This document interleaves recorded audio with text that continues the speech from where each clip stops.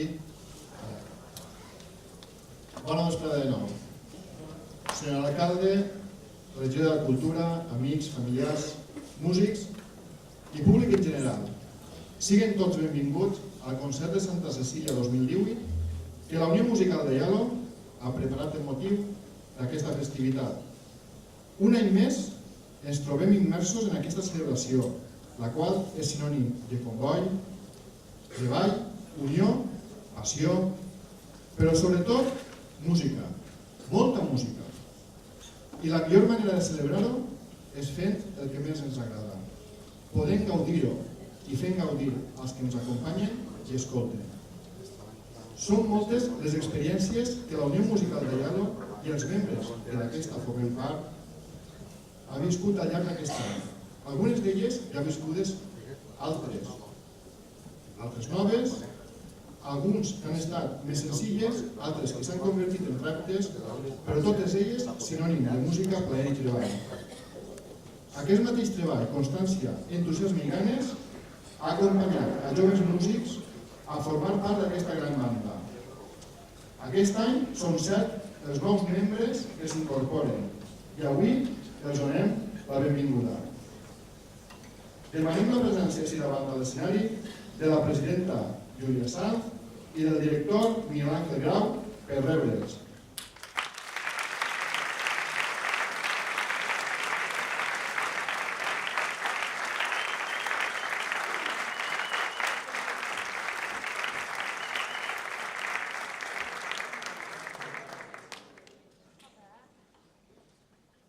Comencem per les fustes. Acompanyada de les seues amigues, entra a formar part de la Unió Musical de Yalo amb el clarinet Elsa Martí Soler.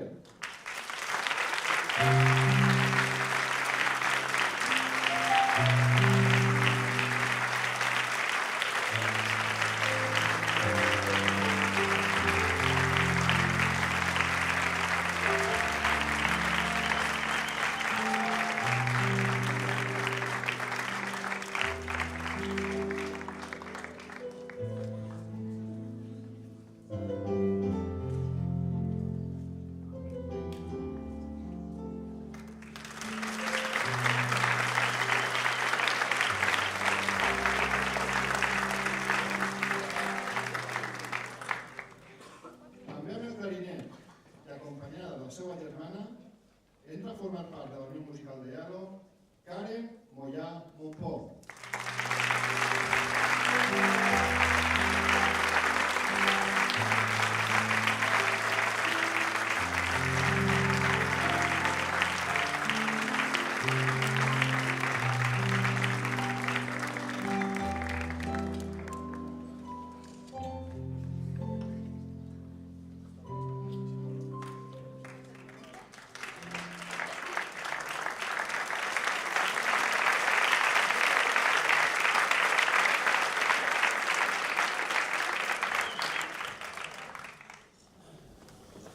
Olga Penalba Bataller, amb la flauta, entra a formar part de la Unió Musical de Yalo, acompanyada del seu germà. De la seva germana, perdó.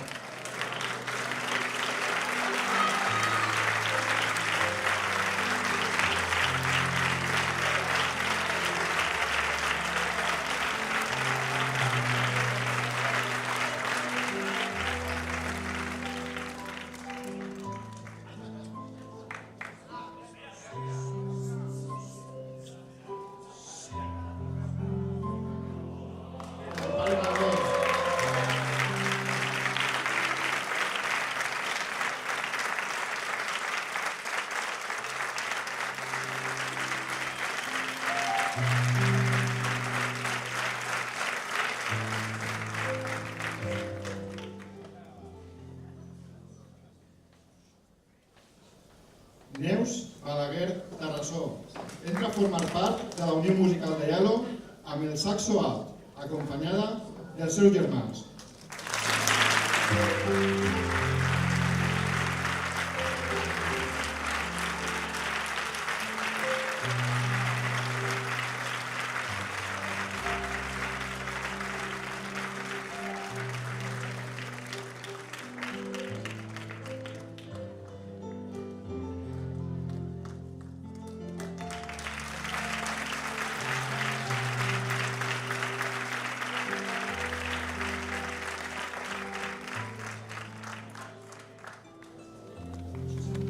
Ara arriba el torn del metall. Robert Albert Fenollar, acompanyat dels seus pares i la seva germana, entra a formar part de la Unió Musical de Yalo amb el trombó.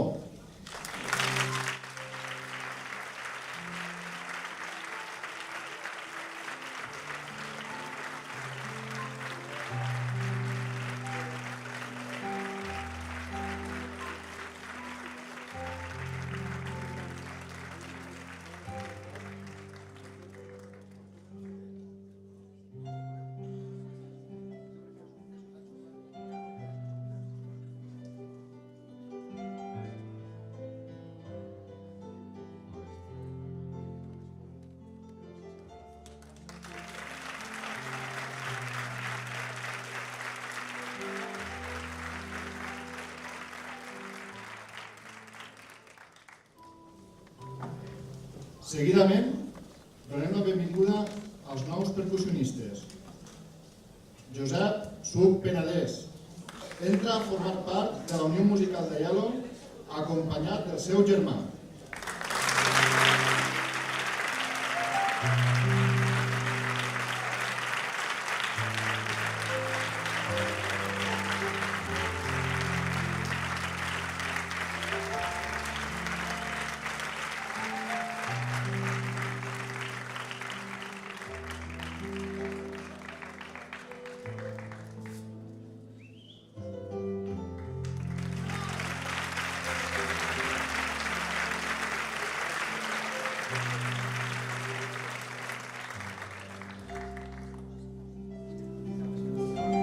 Finalment, rebem a Elena Soler Cerdà, qui entra a formar part de la Unió Musical de Yalo, acompanyada del seu germà i la seva cosina.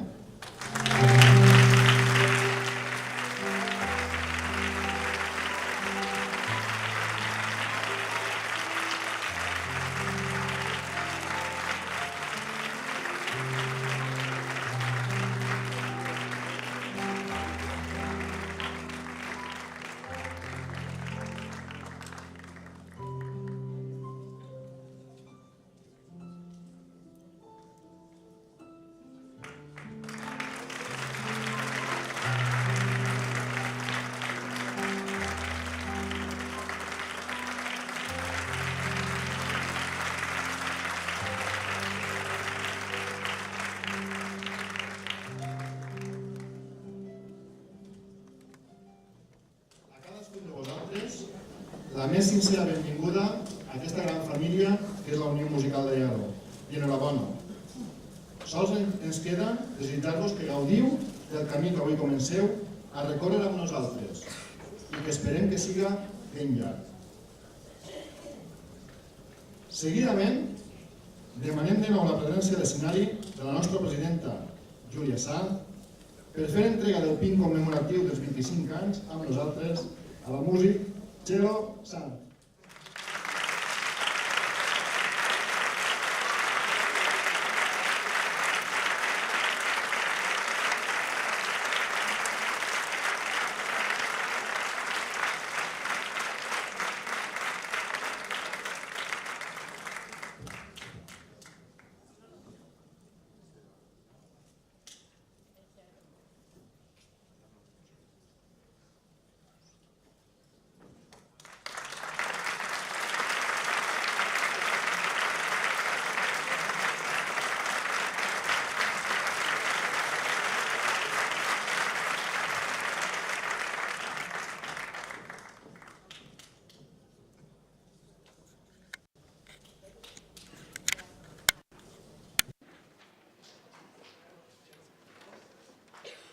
La nostra banda naix fa 35 anys i comença a créixer en la dècada dels 80, coneguda com l'època d'or de la música, donada la seva evolució i la creació de nous estils. Aquest any, per tal de commemorar els 35 anys de trajectòria musical, els hem preparat un concert amb obres escrites a la dècada del nostre naixement, que esperem que els agraden. Sinfonia noblíssima. Les obres del compositor americà Robert Jagger destaquen per una gran versatilitat i un gran eclecticisme. Una bona mostra és aquesta composició, Sinfonia nobilíssima, partitura escrita en 1984 que se'ls presenta com una mena d'obertura configurada per un tema amb variacions. Una obra estructuralment ben definida, on tots els elements compositius són elaborats amb una orquestració que sap treure-li un gran partit a l'organologia de la banda.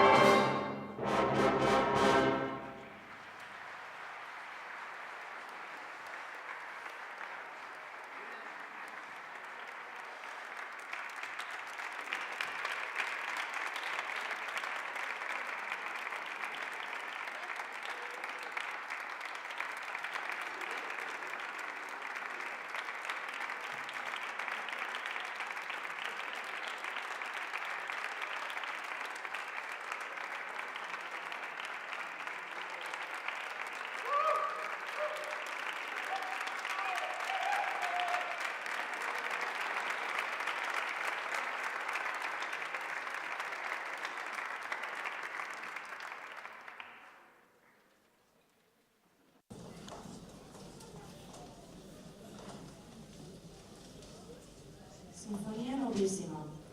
Les obres del compositor americà Robert Jagger destaquen per una gran versatilitat i un gran eclecticisme. Una bona mostra és aquesta composició, Sinfonia noblíssima, partitura escrita en 1984 que se'ns presenta com una mena d'obertura configurada per un tema amb variacions. Una obra estructuralment ben definida, on tots els elements compositius són elaborats amb una orquestració que sap treure-li un gran partit a l'organologia de la banda.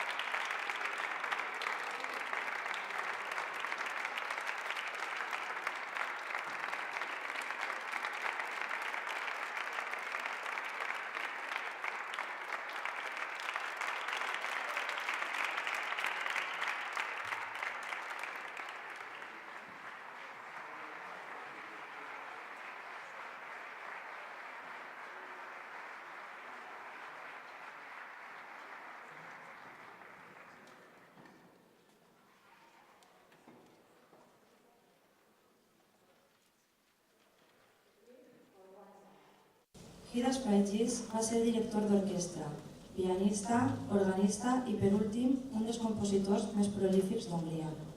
La seva producció inclou més de 200 obres per a teatre, orquestres simfòniques, orquestres de vent i percussió i música de càmera.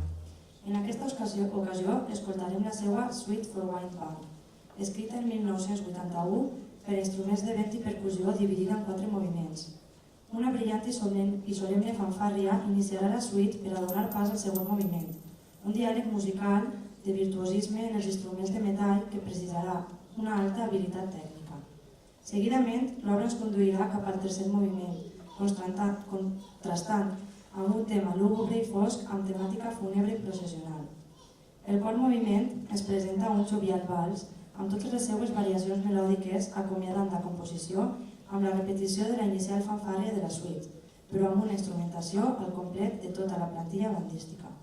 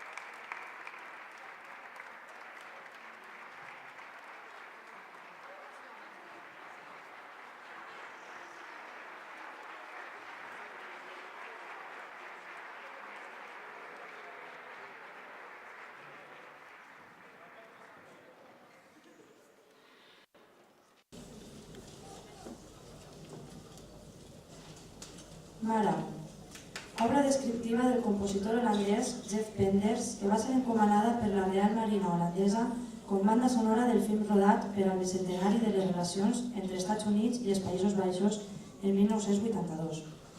El títol de l'obra s'extrau de les paraules Marina Americana i consta de 7 moviments, alguns entrellaçats entre ells. L'obra s'inicia amb la flota en mar oberta. La càmera es desvia cap a la superfície de l'aigua on el sol reflexa en les ones de la mar. Tot seguit, la música descriu un submarí en acció, els periscopis i els llançaments dels torpedes. Creix la tensió. Un ritme fresc, a mode de Big Band, ens evoca un dia intens de treball per a passar de seguida a un ambient d'oci i nocturnitat amb un passatge jazzístic protagonitzat pel saxo i la trompeta.